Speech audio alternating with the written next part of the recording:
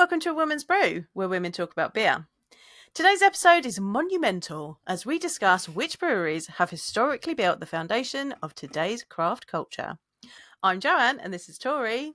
Hello, hello. And we're two beer-loving women on a mission to get more people drinking and talking about great beer. Come join us.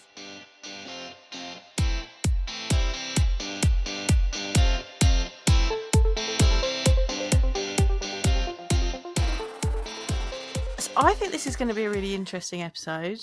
I mean, yeah, so listeners, it was interesting. It was interesting because of the fact that initially this was meant to kind of be part of the, like, when we find news articles that are interesting, we want to talk about them, we bring them to the table, and you'd bring an article to the table and I'd bring an article to a table. And it all started because you had brought the one about the Seven Brothers, the breakfast brew, about beer on holiday and drinking culture around, drinking on the way to holiday. Yes. And I thought, so what frequently happens is Google will make on my phone regular suggestions of, like, here are news articles that we think you'll like.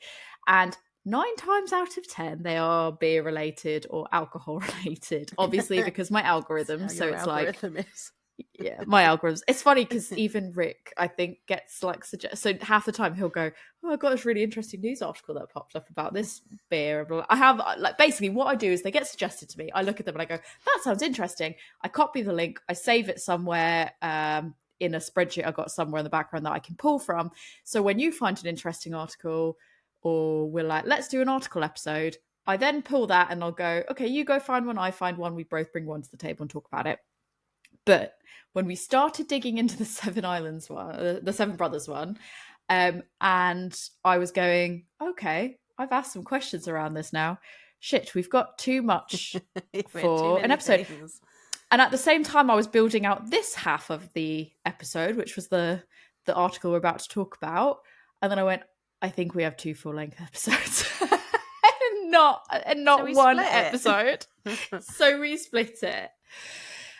This article comes courtesy of VinePair and Google. Thank you to our Google overlords. It was a VinePair article. We'll link back to all this anyways. It was called, quite frankly, the Mount Rushmore of craft breweries, according to 8 beer experts. So I've summarized what the article is. I won't read through everything. But the summary of the article was that the columnist for VinePair, as well as asking 7 other US-based beer voices / experts, some names that we're familiar with, some that I hadn't heard of before, what is their Mount Rushmore, like what they think their Mount Rushmore of beer would be. So anybody that isn't aware of what Mount Rushmore is, just to put it in context, because that's a very American thing that potentially some of our European and other region listeners won't know. So Mount Rushmore is a monument, landmark. I don't know how you want to call it, because I would call it monument. Some people say landmark. It was created in 1941 and it's located in South Dakota and in the US, and it features carved faces of 4 US presidents. So the presidents that are carved quite literally into the side of a mountain, into the side of stone. It is George Washington, Thomas Jefferson, Theodore Roosevelt, and Abraham Lincoln.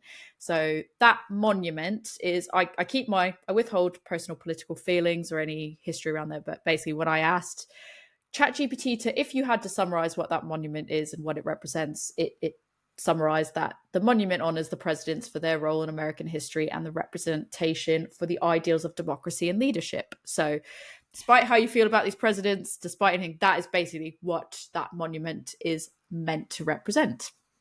So obviously, as you can imagine, this article is asking these experts and knowledgeable beer voices within the US community, what are the craft breweries for them that are those Mount Rushmores of beer? And the criteria, it sort of did give criteria in a way, because the way it was asked, it was, what are the craft breweries that changed the way you think about beer, that ushered in a new era for how we drink beer, and that continue to innovate and change the industry at large?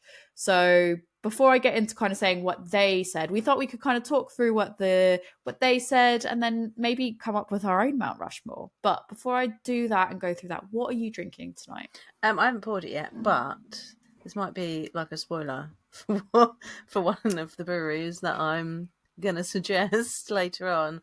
But out of my stash, I have got Thornbridge's Mind Games, which is a gin barrel aged saison.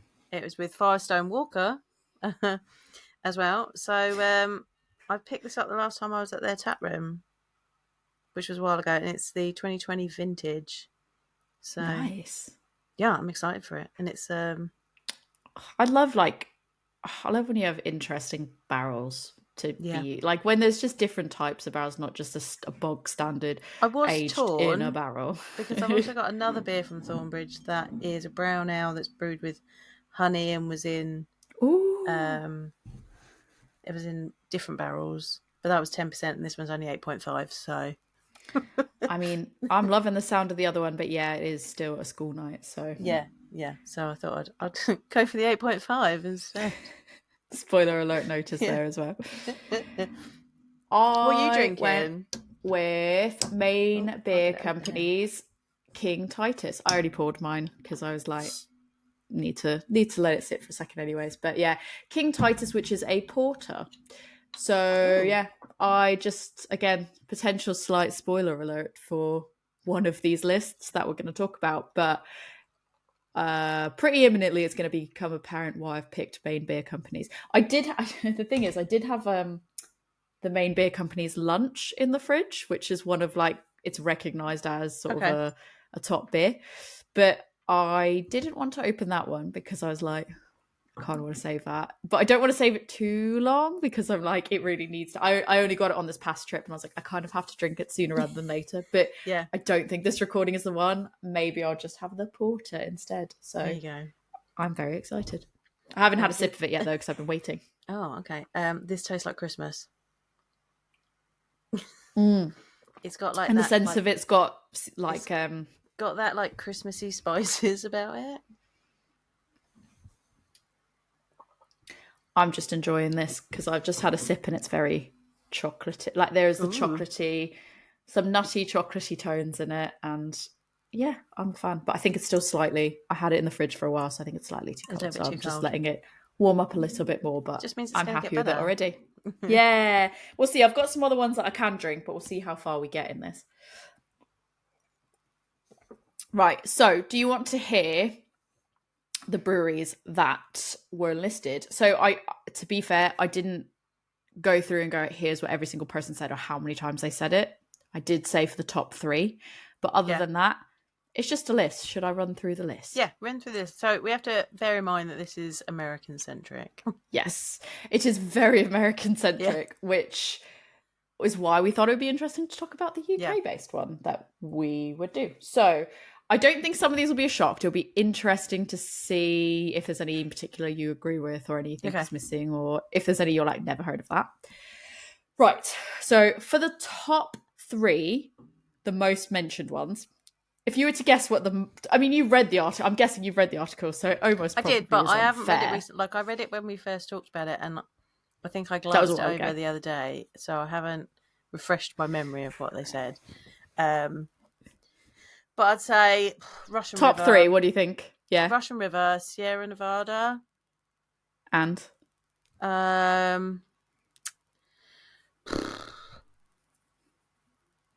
don't know for the third one. You're nearly a perfect score. So Russian River. No. Russian River. Or The Alchemist. Was... Well, yeah, it's a difficult one, isn't it? I found some responses on Reddit as well, which I'll talk about in a minute. But basically, the top 3, you were nearly there. So Russian River was the top mentioned one. So it was mentioned by 5 different people out of the 8. Sierra Nevada was mentioned by 4 of the people out of the 8, and Sam Adams was mentioned by 3 of the people. I definitely didn't read it very soon. I haven't read it recently.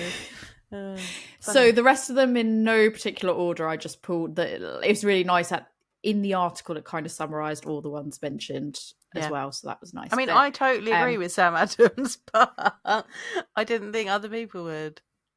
I wouldn't disagree, but I was going to save and talk about that later. So it's like I'm not going to give my personal opinion on that yet. So I'm trying to withhold personal opinions from this. But I'm only wearing my Sam Adams Yeah, she's jumper, wearing her Sam Adams t-shirt. like, you know. And I Yeah. was like, I'm not trying to give my opinions here.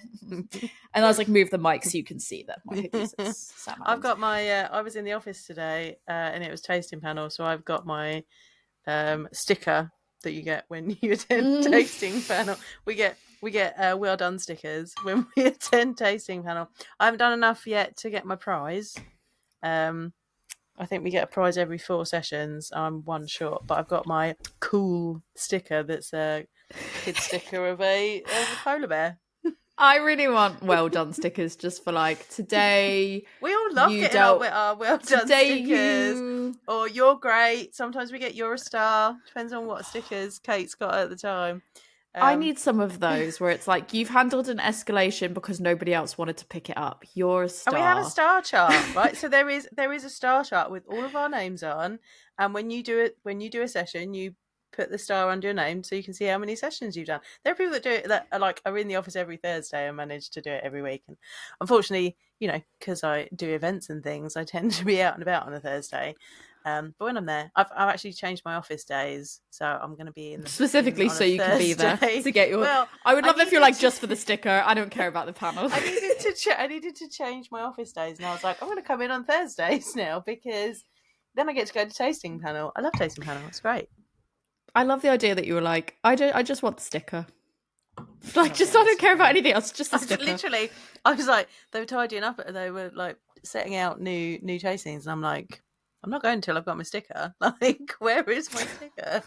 I will not leave here. Yeah, where is my people? Sticker?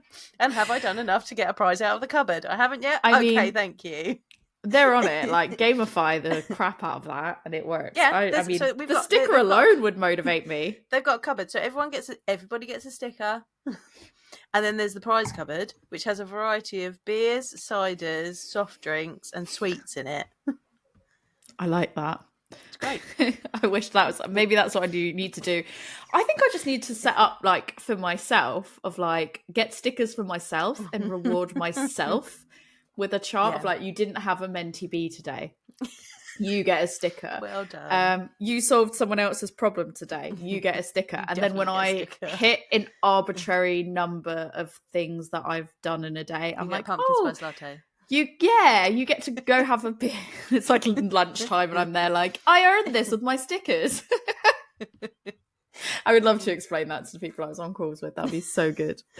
It's good times. So yeah, so those were the top 3, but in no particular order. The other ones that were mentioned were Allagash, Bell's Brewery, Hill Farmstead, Anchor, Blue Moon, Bow and Arrow, Brooklyn Brewery, The Brewery, Dogfish Head, Fatheads, Goose Islands, Hitachino Brewery, Maine Beer Co. Wow, spoiler alert for why I picked this beer.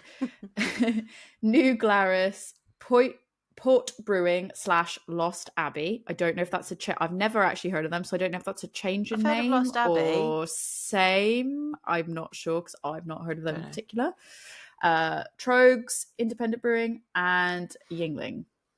So, I mean, out of all those, I've drank 13 out of that list, and I visited 3, so I think that's pretty good going. There's only a few on there that I've not heard of / think I haven't drunk.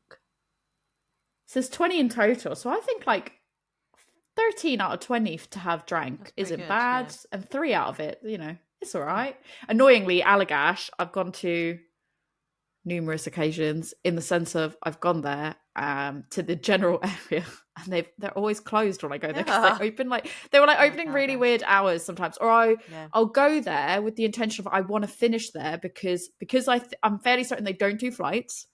Okay. Obviously, which means that if I'm going there, I want to finish. I want to sit there because I want to be able to have more than just a bit, because there's a lot of stuff that I like from Allagash. Yeah. So in particular, I'm like, I want to sit there and have numerous different things, but obviously it will take quite a while if you're not doing flights and you're having bigger servings. So I'm sort of like, I want to finish there.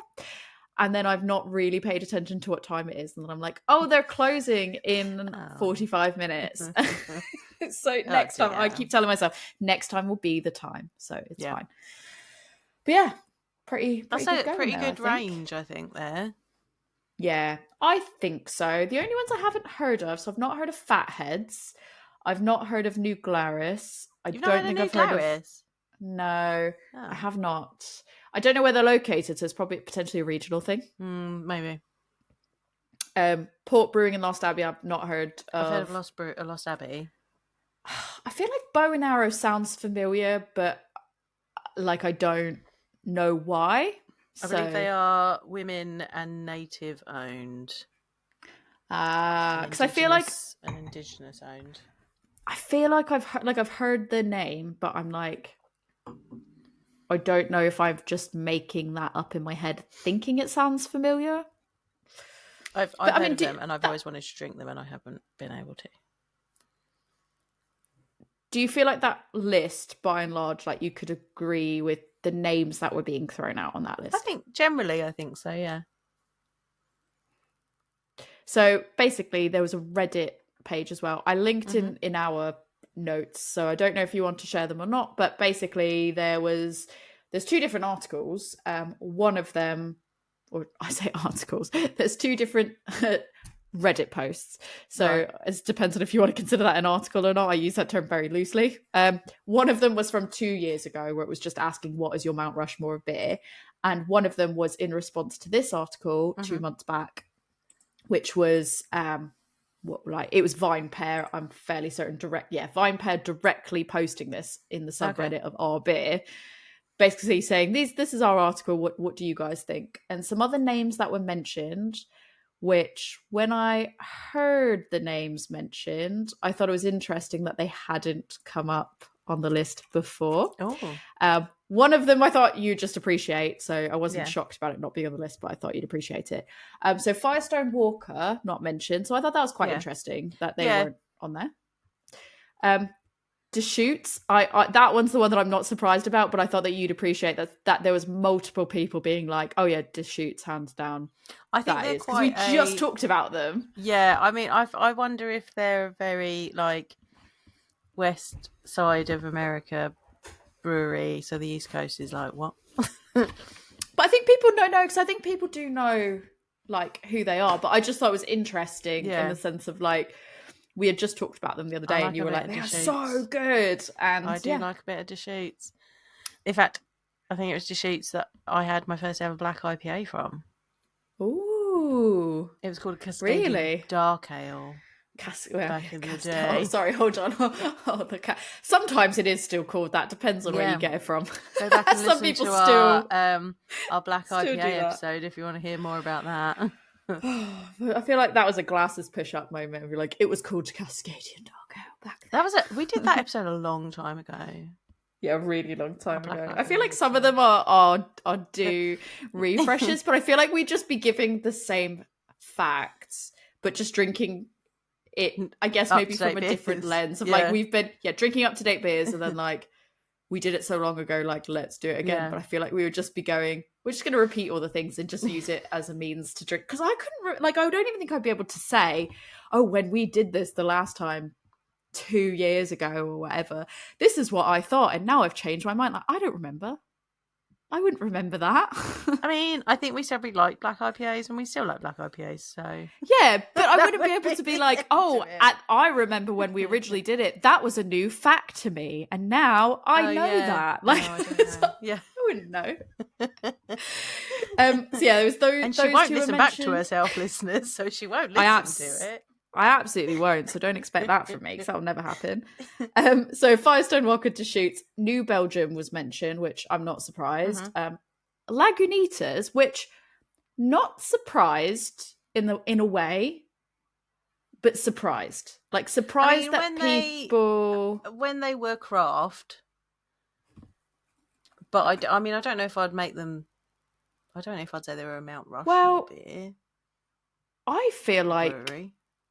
I mean, I'm not being funny, like Goose Island's on it. this was a question that I posed. Yeah, Like, yeah, but I feel like Lagunitas, their offering has got smaller, right? their offering has gotten smaller, but Yeah. park that thought for a minute. Okay. I'll give you the other three and park that thought for a minute. But Oscar Blues was mentioned, Alchemist was mentioned, and Treehouse was mentioned. And I was surprised Alchemist wasn't on that list. Yeah. Not surprised Treehouse wasn't on VinePair's list. Yeah. But Oscar Blues, I was like, yeah, that is actually quite surprising. But for me, going back to the Lagunitas thing, the general question that poses is like, if we go back to the start of the article where it was asking them, what are craft breweries that changed the way we think about beer and ushered in a new era for how we drink, and that continue to innovate, change the industry at large? So it's really difficult because I think the what craft breweries changed the way we think and ushered in a new era feels like it has to be potentially slightly different to continue to innovate and change the industry at large, because that's really hard. How long ago are we talking? Right, because I now that you've read that out, I was like, well, the ones that I've looked at and that I've considered for my list shapes the way we think about beer. I don't know whether I would say that they are now continuing, some of them, not all of them, they're continuing to innovate now, necessarily. I mean, if we're going straight like the comparison to Mount Rushmore, I mean, Abe Lincoln, I'm not saying, he's not continuing to innovate, is he? Right. Hello. Like, so that's once they were done, they were done. Yeah, I'm not suggesting that people don't look back and go, that Abraham Lincoln, look at all the things that he's inspired or whatever. I don't know. I don't know what people like nowadays are like, oh, that Abraham Lincoln. But I do think I enjoyed him when he was a vampire hunter. You're like, oh, that part of his life was really, really great. But I do think like at that point it's quite difficult because I think you'll really struggle to find a list of breweries that have really like laid the groundwork, set the scene, innovated, and then continue to innovate. Yeah. Not that I think there aren't breweries that still do that, but I don't think that it's really difficult to find anybody that I think has gone like across all of the US or across the whole globe that has set groundwork and is old enough where they are thought of in that way, but then also has continued to innovate. Continuing to innovate. Yeah, I think that's true. But this is the thing, is like the questions that pop to my mind is like, do you go newer breweries? Do you go older breweries? Do you go craft only? Or do you, like Goose Island, do you go, well, they, once upon a time they were craft, but they're not anymore? Or it's a bit of a tough one, I think. And I don't think there's a right or wrong answer. I'm just posing these questions of like, how, when you were composing your lists, how did you approach it? Because for me, I took less of the who continue to innovate. Same. And more of the who's a founding father, so to speak, of beer. Who created the industry that we understand now? Like, who was influential in, bringing craft beer to us and bringing those new flavors and those new styles, or, revitalizing those styles, and making the scene interesting and not just, the beer that your granddad used to drink. I think that's how I've taken it. So interestingly as well, so what I've noticed, obviously, again, as we said, this is like an American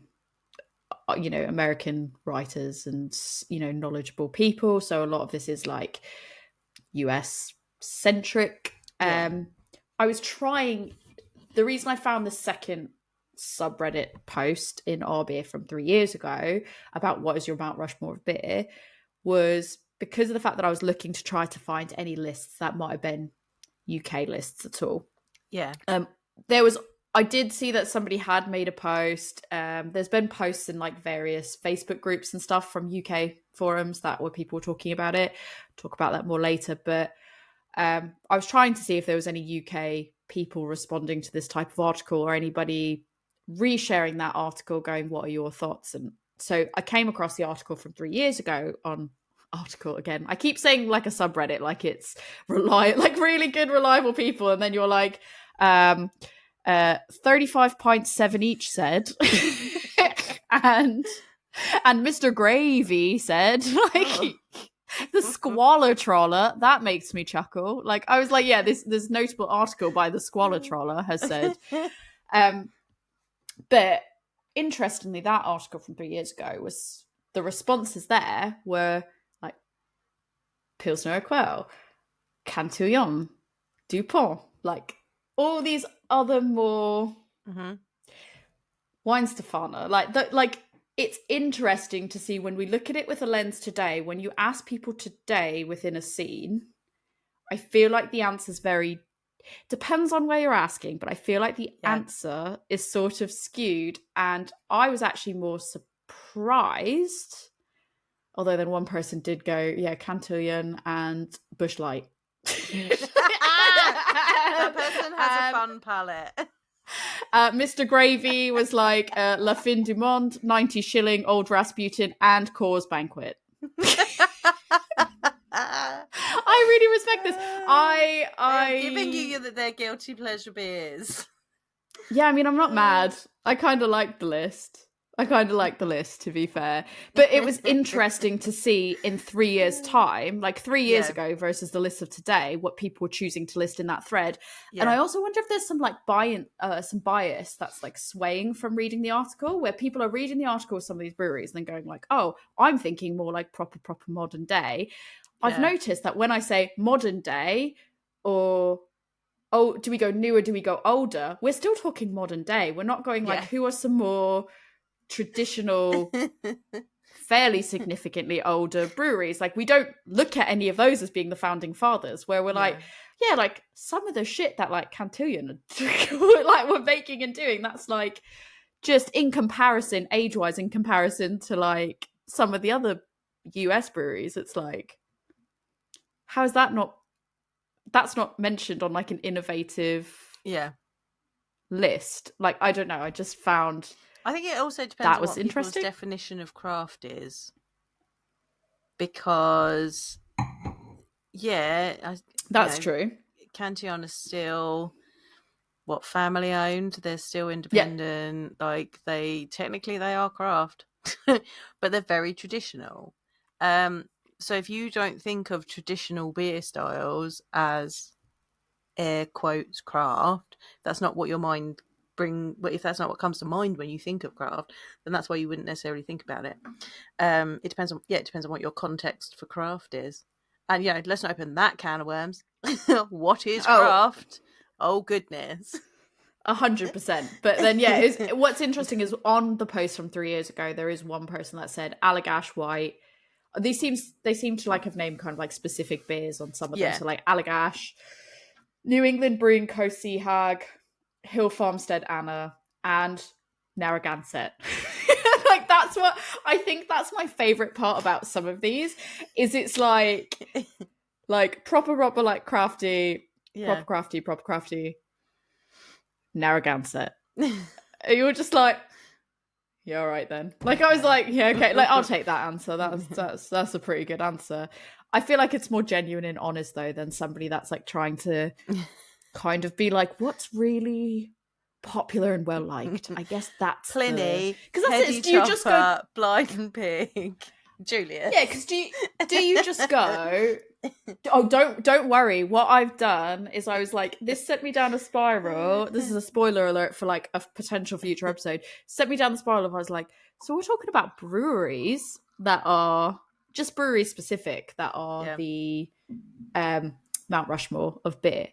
But I then put in there, what are the? I put a question in our pot for future us to potentially pull out an answer, which is, what are the beer styles? Your beer styles of Mount Rushmore. Oh, that's but difficult. I should just do another one. That's what's your actual physical beer, your Mount Rushmore beers. Full stop. Ooh.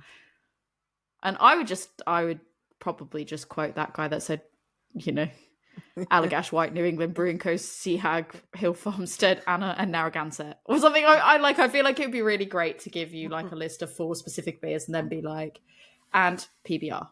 Yeah. Yeah, I thought that was quite interesting to see the comparison there, and it was very few that were mentioned at a quick skim, a very few on the old one that were mentioned on the new one. Yeah. So what are your thoughts on that in terms of like how old do you go for founding fathers of craft beer? I mean, it depends on when your craft beer scene really started, right? Like, again, it depends on what your context for craft is. It depends on where you're looking. I mean, there are various different sources for these beers. Like, who was the first person to use Cascade in beer? Who was the first? Who were the first people to make an American IPA again? Who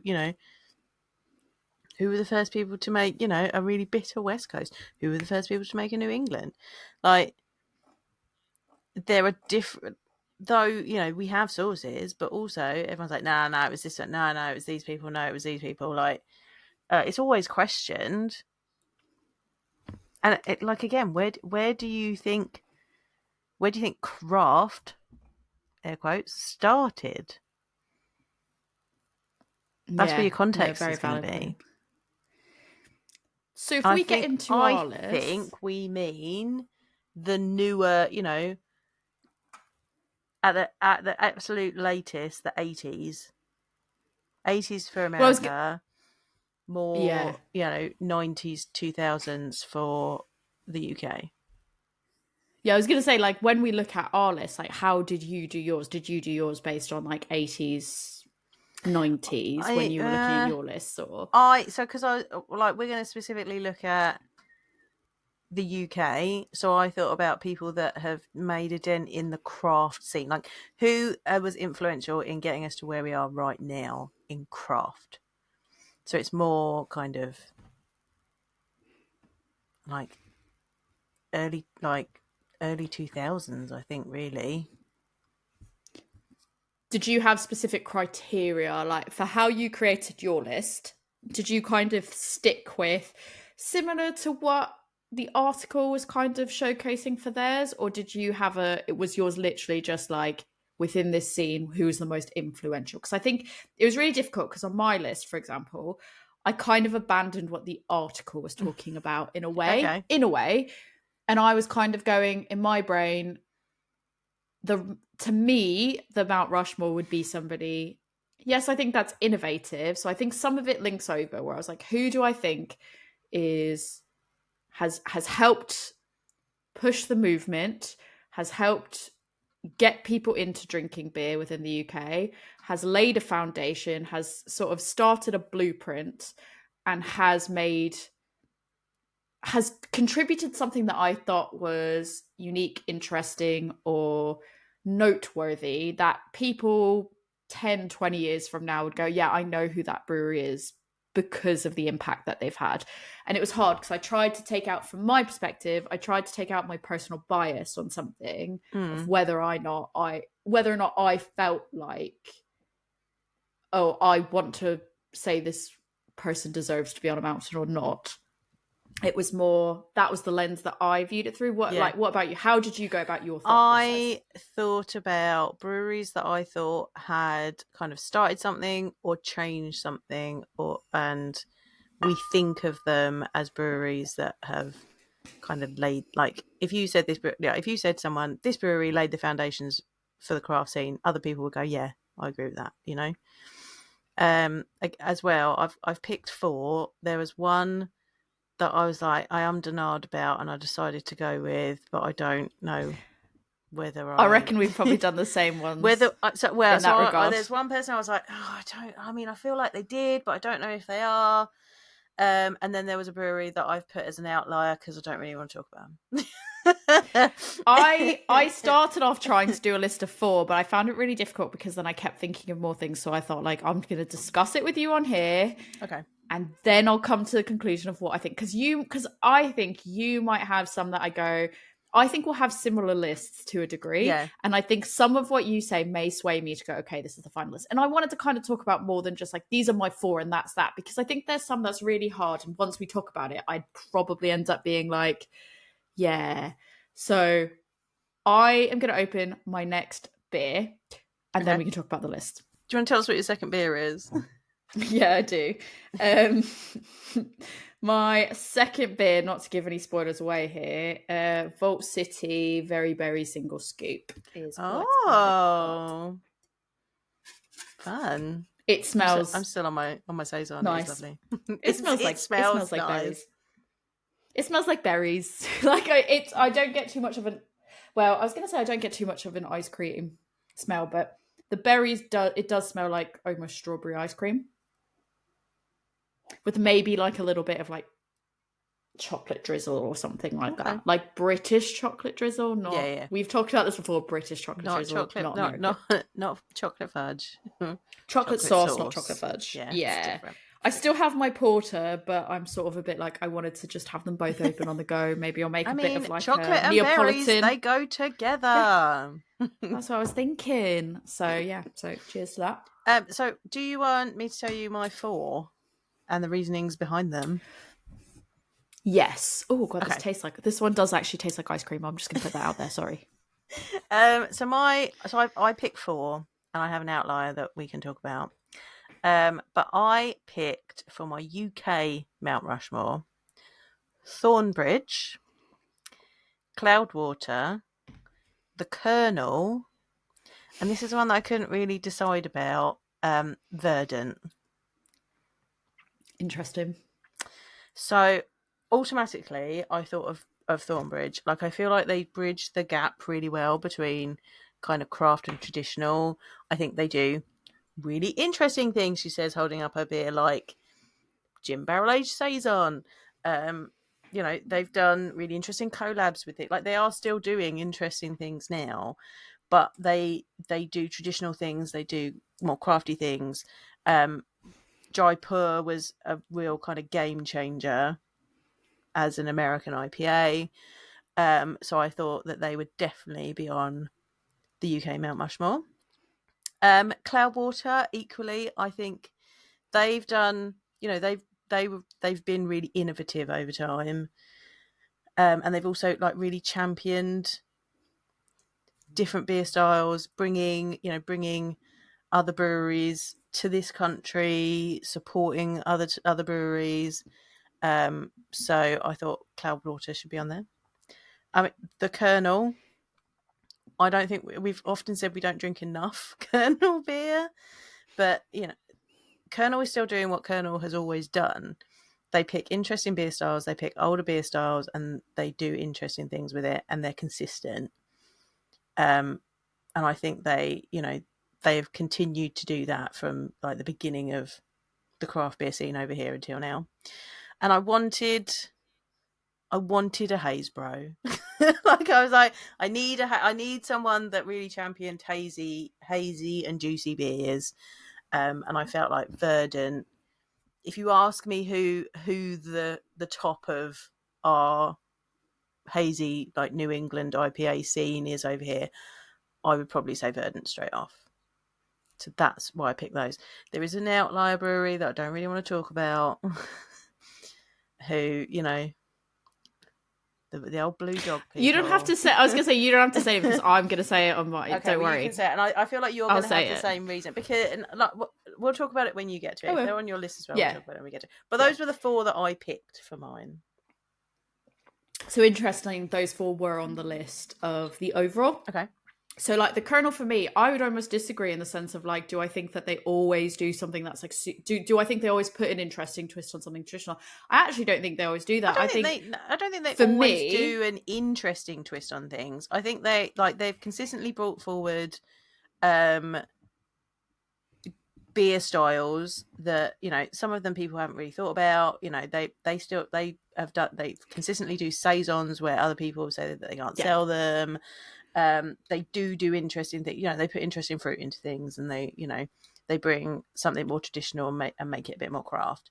And sometimes they do an interesting twist on it. Not that twist is not the same as someone like Vault City, but they're consistent. So for me, I put Kernel on it because I felt like they are the best at representing beer styles in a no frills. To the point of what you're going to get, and not only do they give you that style, but they give it to you at an elevated level of like, yeah, this is the standard. Like for me, when you talk to anybody, we've already said the reason we don't drink them as much is because, or haven't historically drank them as much, is just because we're magpies. We're label magpies. It's nothing to do with the quality of their beer. No. And the reason I'm referencing that is because of the fact that despite the fact that in a world where your attention is grabbed by really interesting labels, Kernel are still such a renowned brewery, despite not being in your face with labels, despite not having, like, they are so understated in how they represent themselves in terms of like labels. They're understated in a lot of different, like, people aren't talking about them for any other reason other than the quality of their beers. People are like, when I hear people talk about the Kernel, it's not because they've had some cheeky, funny, gimmicky advert. It's not because they've gone to some beer festival and done like a big gesture. It's not because they've done some really funny label or something. Like, the reason that people are talking about them is because they went, I had this brown ale and it was like the best brown ale that I have ever had. Like, it is the standard of a brown ale. And like, for me, that's why they should be on the UK Mount Rushmore, because like they've set the standard of what an amazing style is, historical and not historical, interesting, and also to the point, no frills. Like, they are just consistently good. Thornbridge, I kind of said it, for me, it was a similar mindset, and I was like, Jaipur, like, Thornbridge they've done some really interesting things and more unique things with like the barrels they use and stuff. So that's why I had them. Verdant, I had the exact same reason, was I was like, I feel like they were a bit weird though, because actually your reasoning is similar to my reasoning. And then I thought, no, but that doesn't deserve to put them on Mount Rushmore though. So I think I've talked myself out of that actually now. I nearly talked myself out of them. So I did a Google and was just like, who made the first like New England IPA? Well, first I put in who made the first hazy IPA in the UK, and do you know what it told me? It's like Sharps made the first hazy IPA in the UK in 2023. I'm like, no, they didn't. I was cool. Like, that is incorrect. What? That is a lie. It was horrendous. We take it as fact. I think they found like an article that was like, Sharps has created their first hazy IPA ever, and I was like, that. And they were like, the first one ever. Right, and I was like, incorrect, Google. You got that real wrong. So I wasn't able to verify, as is often the way with beer history. I wasn't able to verify who might have been the first person to put it out there, but Verdant felt like the right choice.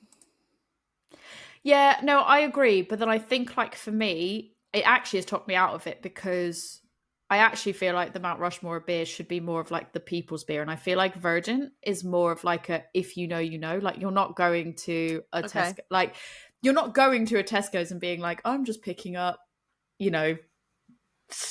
fruit car, whatever. Like, I'm not just going to Tesco's to pick a Verdant beer up. You know what I mean? And I feel like that is something that you kind of have to be in the craft beer scene to know that Verdant is big. Whereas I was trying to think wider of like, actually, you don't have to be in the craft beer scene to have felt the impact of some of these breweries. So that's actually maybe just talked me out of that. Okay. But I did have Cloudwater. Yeah. So I feel like, okay, I see where you're coming from, but I feel like we're trying to build like the people that really shape craft beer. And I think if you're outside of craft beer, then you don't know and care if they shaped it or not. Yeah, but I think it depends, because yes, I agree, but also where I disagree is I think like there's other breweries that are niche to within craft beer that have had a ripple outside of craft beer. Okay. Like the ripple that they've had has impacted more than just craft beer. So I feel like even somebody that thinks they're into craft beer, that isn't actually like somebody that, they're still entry level into craft beer.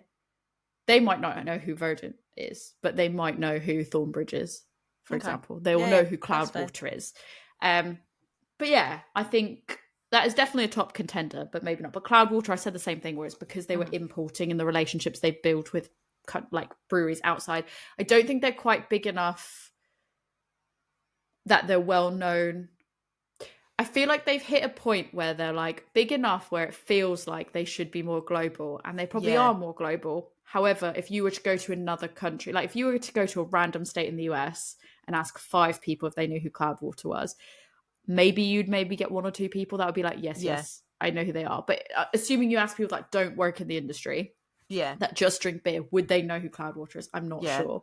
But there are other breweries that I think they would know on a more global level. So that's why Cloudwater was up there for me. And especially because of like what they do around the people side and the promotion that they do on the people side. Like I think some of the stuff they've done in that space within beer has been really meaningful.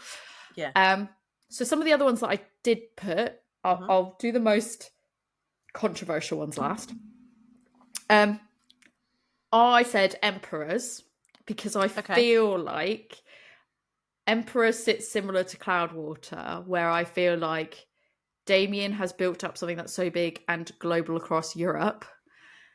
Would you go to the US and would people know who Damien was? Maybe, maybe not, probably not. More Europe, though. If you went to some places in Europe, they would know who Emperors was. And some of the collaborations he's done is like insane, and the people he knows is insane. I feel like he must have he has a wait list for sure for people to do collabs with. Like for me, his name sells a beer, even if it's a brewery that you have never heard of, but you go, oh, that's a collab with Emperors, that's it. And for me, in terms of stouts anyways, and like the heavy hitters and the higher ABV things, I feel like Emperors is a Mount Rushmore for me. And like, who wouldn't want to see like Damien's face on a carved out in stone? That'd be great. Yeah, similarly on a mountain. Similarly, I put Elusive on it just because I feel like I would love to see like Andy Parker's face like just on a Mount Rushmore. I think that would be really funny. I would love that. But also I did put Elusive because of the fact that like I feel like what they've done for black IPAs and the love of Westies and showing that journey of like your love for home brewing and turning that into a business and being a kind person and being someone that's promoting really good things within the industry, and all of that for me has people look up to him, people want to follow that model of what he's done and the person that he is, and I feel like that is really important. So to me that is worthy of being on the mountain. And also again, like, can you imagine it's like his face and then you've got like Damien's face like next to Damien's little smiling face, and like that would be great.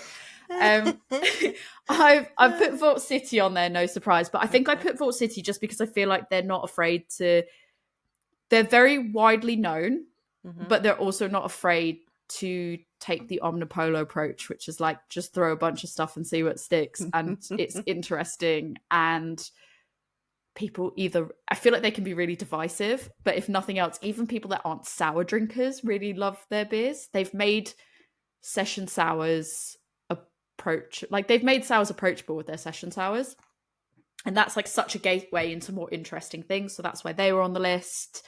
The more controversial ones are the last 2. I've put Tiny Rebel on it because I really genuinely feel like whether you're in it because of the meat, like there's memes they've given us, again, one of the questions I posed at the end of this is like, do you have to personally like and support that brewery? I think where they were versus where they are today, does that rule them out as being a founding father of beer if you don't necessarily, if you haven't grown with that brewery to where they are today, but you resonated with them at the start of your journey however long ago, like does that rule them out? So I did put Tiny Rebel because I was like, it doesn't resonate with me now, but 4 years ago even, the amount of stuff that they were doing on a mainstream market in terms of flavors, other breweries weren't taking some of, I don't think that other breweries were as mainstream and widely known doing some of the, on a commercial level, like some of the flavor combinations they were doing.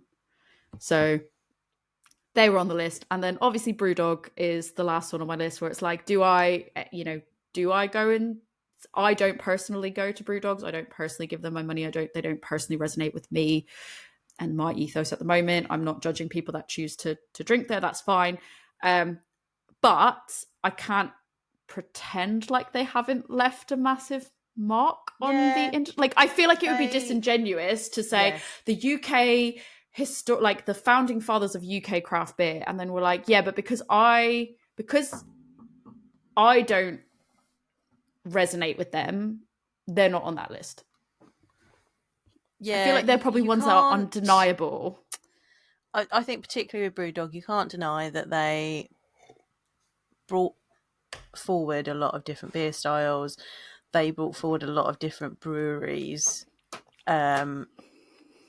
by importing them over and, you know, making them available in their bars and things. They definitely did. I don't agree with their practices anymore, but they definitely set a lot of us on our craft beer way. We can't deny that, but I don't want to see. I feel like it would be like chiseled into yeah, like that's it. It's like it's the thing where you chisel their faces into a mountain, and then you're immediately like, we can't have them up there. we got to take that one down.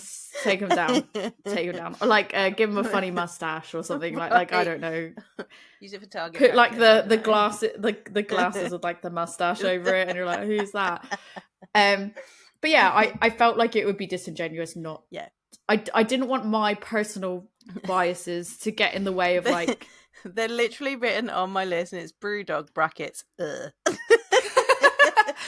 Again, like I said, I'm sure that there are people that for them they don't share the same opinion. Like that's okay.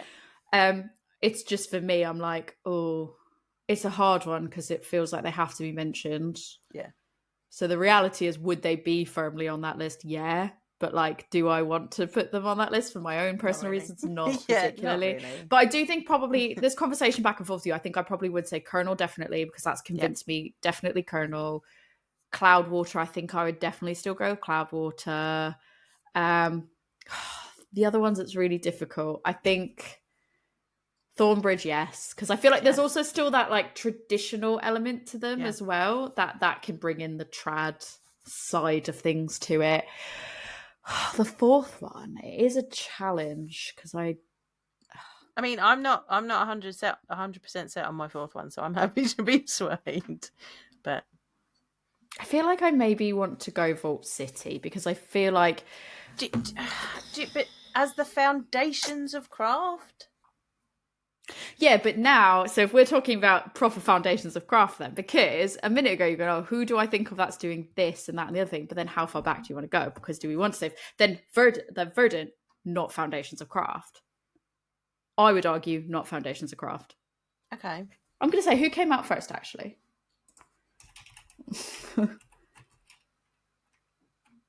I don't even know what I would type in to find that. My brain went blank of like, who came first? just ask it when Verdant was founded, and then ask you. Autumn 2014, and Vault City is 2018. Okay, that's fair. Yeah. You know what? You got to think because New England IPAs and hazy IPAs didn't start until 2010s. You know what? I'm going elusive.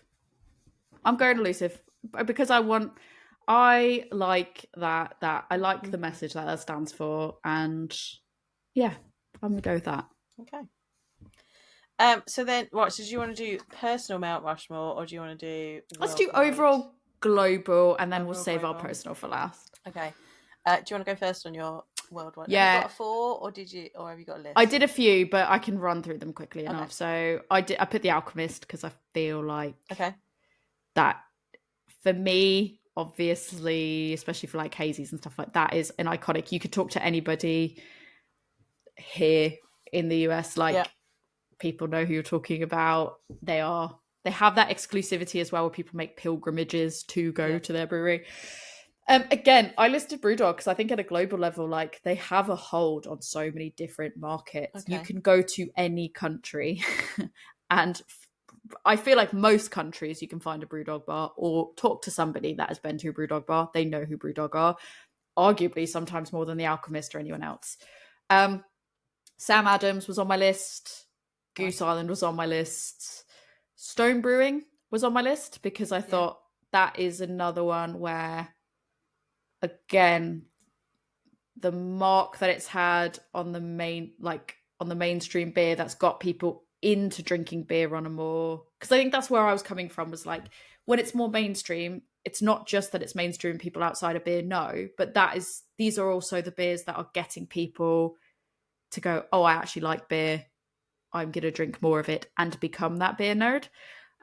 So yeah, Stone were one of those, Sierra Nevada, and I did put Lagunitas, because I feel like the range that they used to have, when we go back to that conversation of like the range that they used to have was interesting, because it was still relatively mainstream, but it made drinking things that weren't just straight beer in a mainstream market. Like, you would drink a beer because you go, I like the name of that, I like the label, it sounds nice, like great, and you wouldn't. I don't know how to explain it. I think it just had a way of getting into the hands of somebody that maybe wasn't even like a particularly beer lover. They would just be like, yeah, that sounds cool, I'll have that. Those are mine. Okay. I looked at it from a very different point of view to you, I think. I started off with people like Russian River and The Alchemist, and then I was like, actually, for a worldwide Mount Rushmore, I wanted breweries that were well known and influenced different styles. Interesting. So I started with Sierra Nevada, because I think globally they're very well known and they bring, the American and the craft styles. I then went with Cantillon for a more traditional Belgian and sour angle. I then chucked in Omnipollo because they're bringing the weird shit. I didn't even think of Omnipollo. Right. Literally did not even think of Omnipollo. Because they're bringing the weird stuff. And then I wanted someone to cover lager. That's fair. So I am denied about this for a fair bit, because there's quite a few different ones you could go for. But I went for Pilsner Urquell because it's really the Czech Pilsner that created the hype for pale lagers. So even though they're quite a historic brewery, it's quite a historic beer, they literally brought in pale lager and changed the landscape of beer. So that's the four that I went with. I feel like I definitely would check. So it was difficult because I wrote my lists down. Like, I wrote all my ideas down as they were coming to me. And then I was trying not to read like the Facebook articles and the Reddit posts and all that, because I was like, I don't want to be influenced in any way. So I'm just going to have these in my mind, and I don't want to go, oh, I forgot about that one. But like you saying on the part, I'm like, absolutely. I think the ones that came to my mind the most, because of my experience, like my lived experience and history, and I'm thinking more back to like I was kind of thinking more the foundational elements of, like, even though it's not a personal one, but I was going, what are the ones that I know that have had big impacts? And they tend to be more of like US and UK ones that come to my mind. Mostly, I mean, pretty much mostly US ones, because I feel like that's what so many people like talk about between the US and the UK. And it wasn't until after I created the list that I started being like, I've just realized that none of these are particularly old or more European breweries. And I was like, that's really interesting. And I've kind of held off saying it too much, because I was like, I just want to know what your lists are going to be. Yeah. Because like, I feel like I've approached some of these lists in a completely different way. And I've like, absolutely, I'd add Omnipollo to this. Like 100%, because I'm like, yeah, that's influenced and on a global scale, how so many different countries, or so many different breweries in different countries have made more interesting beers. So I feel like Sierra Nevada definitely would stay on my list. I would definitely add Omnipollo to mine. I would then probably still stick with Goose Island, because I think that feels fair. And then I'm just going to keep Sam Adams, because I'm going to keep Sam Adams. And we haven't got to my personal list yet, so... Okay, that's fair. Well, why don't we talk about your personal list? Right, so my personal list. So I looked at it from beers that are the foundations of my craft beer journey. So obviously Sam Adams is on there. because in case you're new around here, Sam Adams was my first beer and continues to be one of my favourites when I can get hold of it.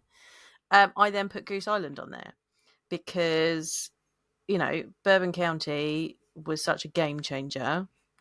And I also really loved their sour beers. Like their Sour Sisters series was so good. I'm sad that we don't get those anymore. But yeah, I think they are quite foundational to a lot of people. I've then got Witchwood on there because after being in the US and coming back to the UK to start drinking beer, Witchwood had a range of flavors that reminded me of trying different flavors in the US. So they were quite foundational to me then. They're not quite as good nowadays, but back in the day, they used to have all sorts of fun things. And then I couldn't decide.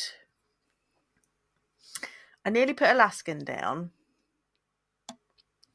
because they were one of the breweries that really, started me off in lots of different styles.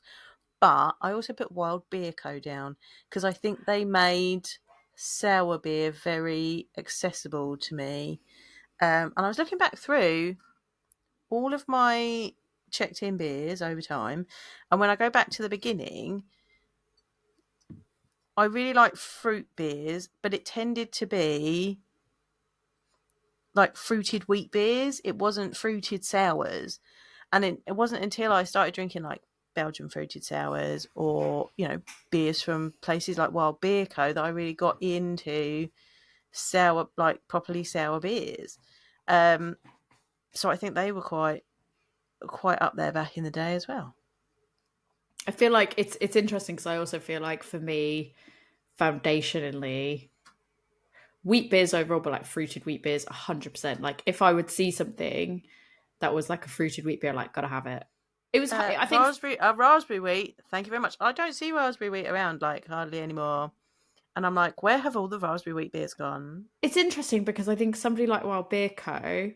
It's so easy to, when a brewery is no longer with us in their form that we knew them by, it's difficult to remember them.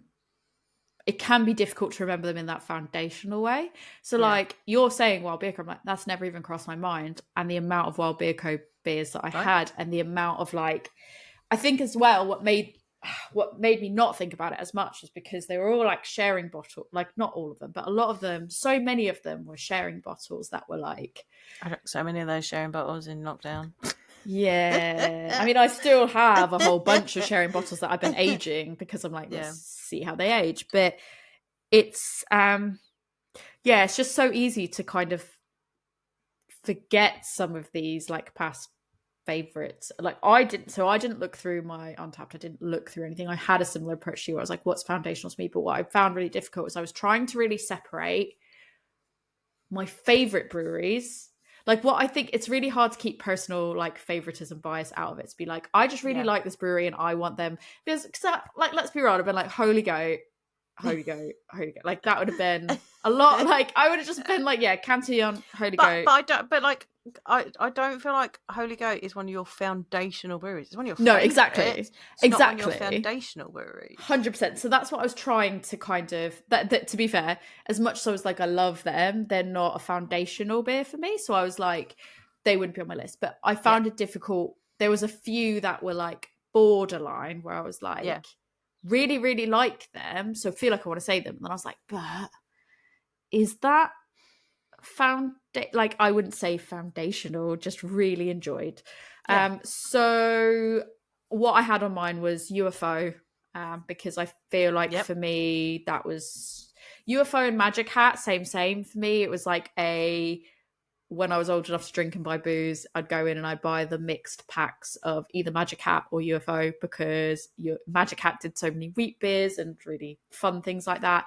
UFO did fruited wheat beers but also other things as well, other style sours and hazies and everything. So I'm like, get the mixed packs from both of them so I could get lots of different things, and the seasonals from them were so good. So like those two were definitely on. I would say Blue Moon was like another one. Again, like I appreciate that we're kind of, 100%. this is where I was a bit like, at what point do you say something's a foundation of craft beer? But I was like, no, this is my personal foundation. So, Yeah, it's but different. Blue Moon, hands down for me. Blue Moon, I'd have that all the like, time going out. Yeah, I've got to save it because it's a question for the question in the question jar. But we added it because when I was on a recent trip, someone went, right, what 5 beers would you take on a desert island for you forever? Spoiler. And we're going to answer that. I won't give you all the answers because it's in the question jar, so it will pop up at some point. But apparently it was very controversial that I said Blue Moon to the person who asked the question. They were like, what? And I was like, yeah, if I'm on a desert island, I want Blue Moon. Thank you very much. Hands down. Right? Like, people give it shit, but like for me, that would be my go-to on a night out in the US, because I think like you'd be like Bud Light or Right. if it's not spoopy season where I'm getting Pumpkinhead, I'm getting Blue Moon, because that in the US that 312 was from Goose Island, man. You can't get 312 anymore. Yeah, but I would argue in the US, like I didn't have like Goose Island wasn't as much, like Blue Moon was more common. For me, Blue Moon was way more common going out and about. It would be akin to like a Red Stripe, a PBR, a Bud Light, like Guinness. Like it's so much easier to get a Blue Moon. Yeah. I can't believe I put Guinness. I didn't put Guinness on because I feel like Guinness is like a foundational go-to historically. But again, that just becomes a like what I didn't want it to become a list of like the shit that you would get at a pub when there wasn't anything else that you wanted. But Blue Moon is one of those things that I would, I would buy normal Blue Moon bottles. Like if I see one in there and there's not something else great on there, then I'm like, I'm having a Blue Moon. But Thank you. Orange slice and everything, like I'd be like, give me that orange slice, I'm in. But also like they do like seasonal stuff as well. So they're like cinnamon horchata was the hands down one of the best. So good. But yeah, Blue Moon to me, that's up there because I've got so many good memories associated with it, with beer drinking. Tractor Harvest Ale. Thank you. People give it unnecessary crap. Sam Adams foundational, obviously, because like I feel like I didn't even think about them being craft. Like that just was like, oh, that's a beer option. Like that is just like, do you want a Budweiser, a Bud Light, or a Sam Adams? Like that's what, when you go to a barbecue, can you go get me a beer? Okay, what do you want? Budweiser, Bud Light, or Sam Adams? That was the household we were. Like we weren't my grandfather was like a Bud Light guy, so it would be like Budweisers. It wouldn't be. I feel like in the US it's very specific. Like, are you a Miller household? Are you a Budweiser household? But always like I feel like Sam Adams just bridges the gap across every. Like, if you don't want something that is the American Light Lager, then you have Sam Adams. So. I also then it was difficult for me as well because personal journey wise it was hard to leave out UK because obviously my foundations are in the US, but I wanted to throw in two that I felt like for me were more.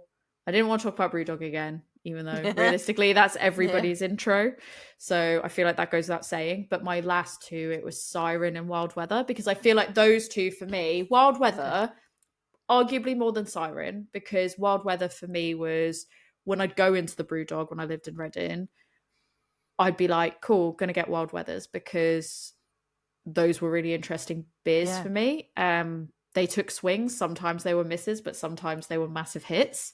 And I like that.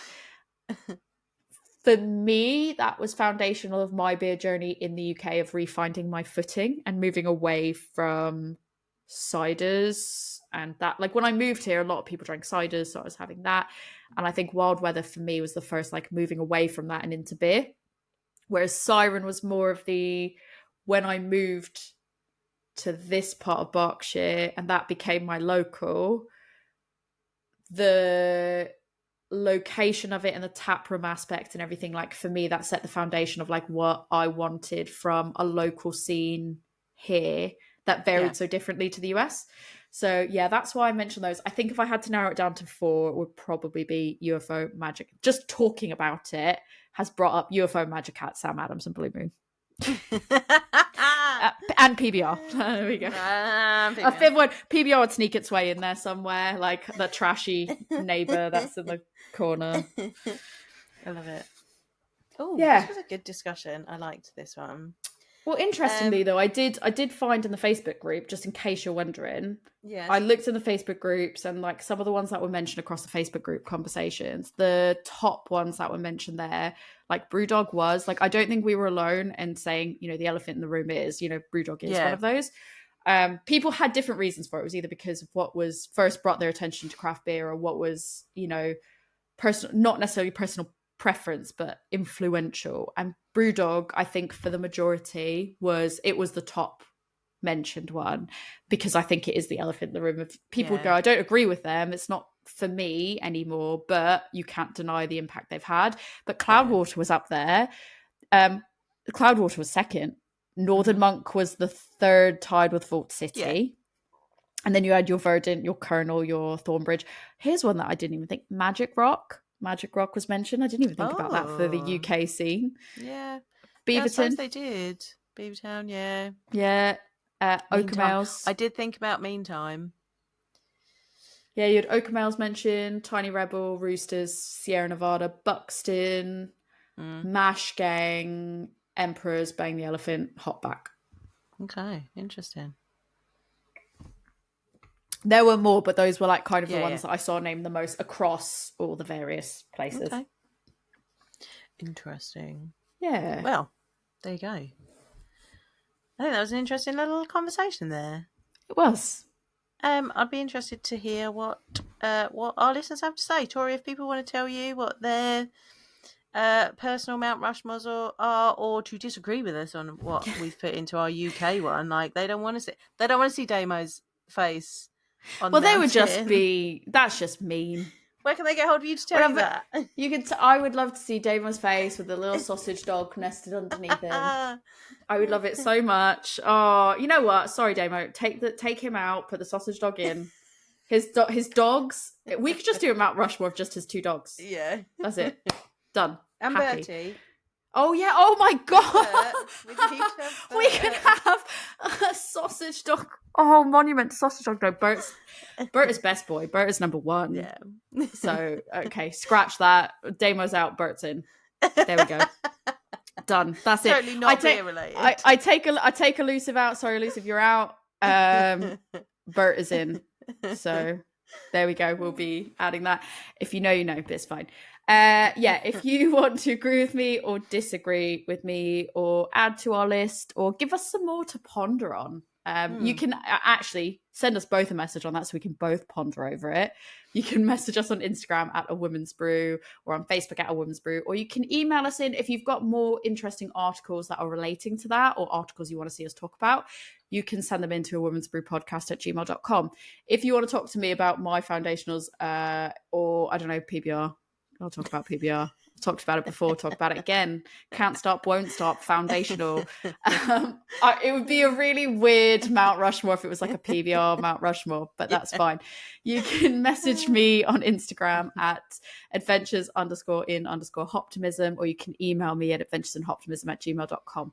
Joe, if people want to talk to you about how you picked out your lists, where can people talk to you? You can come talk to me about that. You'll find me on Instagram, and I am there as Love Beer Learning. I'm also on Facebook and a couple of other places, but you're most likely to find me on Instagram. Or you can come to my website, which is lovebeerlearning.co.uk. I think I've got an article about Jaipur on there that you can go and have a little read of. And you can email me lovebeerlearning@gmail.com. Right, I mean, I only have one beer tonight. You've outlasted me. I haven't finished them both. Oh, that's right. So. Well, we better go finish these beers then. Go finish them. On that note, cheers. Cheers.